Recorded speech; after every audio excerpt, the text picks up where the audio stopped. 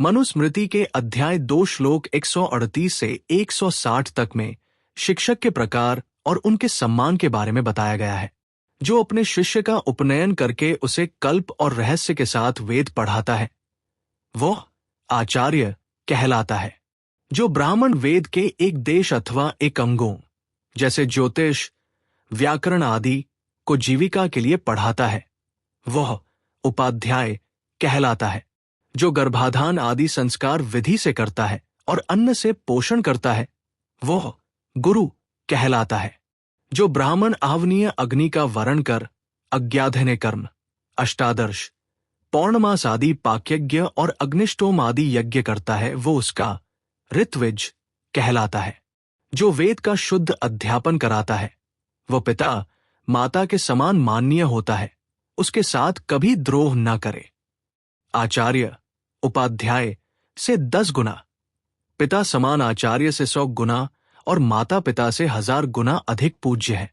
पैदा करने वाला पिता और वेदाध्यापक गुरु में गुरु श्रेष्ठ है, क्योंकि वह ब्रह्मजन्म का दाता है। उसी से लोक परलोक में स्थिर सुख मिलता है। माता और पिता कामवश होकर जो बालक पैदा करते हैं वो जिस योनि में जाता है उसी प्रकार उसके हाथ पैर अंग हो जाते हैं।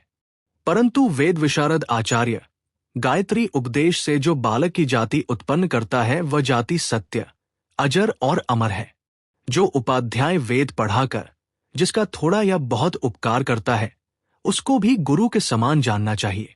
ब्रह्मवेद पढ़ाने योग्य जन्म देने वाला और स्वधर्म की शिक्षा देने वाला ब्राह्मण यदि बालक हो तब भी वो धर्मानुसार बूढ़े पिता समान है। अंगिरस मुनि के विद्वान पुत्र ने बाल्यावस्था में अपने चाचा, मामा आदि पितृव्यों को वेद पढ़ाया और धर्म बुद्धि से उनको शिष्य जान, हे पुत्र का अर्थात हे लड़कों ऐसा कहकर पुकारा था। अत्यधिक क्रोध करके चाचा, मामा आदि पितृव्यों ने देवताओं से पुत्र का अर्थ पूछा। तब देवताओं ने कहा कि बालक ने उचित रीति से तुम्हें पुकारा है।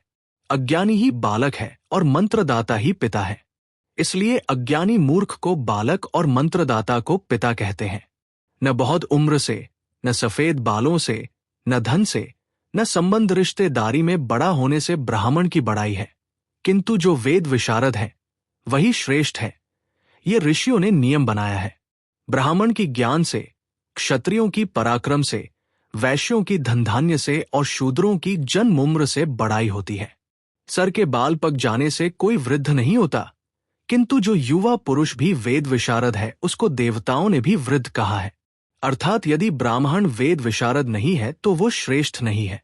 जैसा काठ का हाथी और चमड़े का मृग वैसा बिना पढ़ा लिखा ब्राह्मण है। यह तीनों नाम मात्र को धारण करते हैं पर किसी काम के नहीं है। जैसे स्त्रियों के लिए नपुंसक पुरुष निष्फल है, गौ के लिए दूसरी गौ निष्फल है, अज्ञानी को दिया दान निष्फल है, वैसा ही बिना वेद पढ़ा ब्राह्मण निष्फल है, क्योंकि ऐसा ब्राह्मण श्रौतस्मात् कर्मों के अयोग्य होता है। किसी के चित्त को दुखाकर धर्म शिक्षा नहीं देनी चाहिए। मधुर और कोमल वाणी बोलनी चाहिए। जिसकी वाणी और मन शुद्ध है, दोषों से रहित है, उसको वैदिक कर्मों का पूरा फल मिलता है।